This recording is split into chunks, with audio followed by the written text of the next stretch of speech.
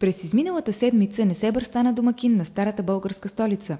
През дните от 5 до 7 септември жителите и гостите на Несебър се увериха, че Велико Търново ги очаква и предлага разнообразни атракции както за българския, така и за чуждестранния турист.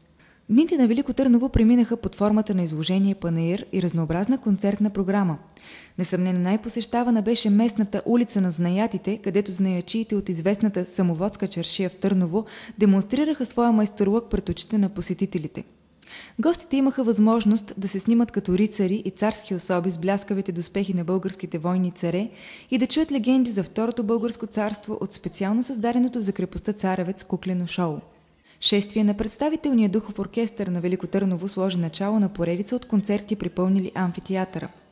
Актьорите от музикално-драматичен театър Константин Кисимов във Велико Търново представиха на български и на английски език сцената "Коронясването" от пиесата на Камен Зидаров "Калоян", поставена на крепостта Царевец. Последваха ги гост-музикантите от Royal Dixie Band, към които се присъедини големият български джазмен Милчо Ливиев и с импровизациите си заедно изправиха публиката на крака. А докато музикантите се грижиха за отличното настроение на публиката, търновската бира "Болярка" безплатно утоляваше жаждата на минувачите в топлите септемврийски вечери.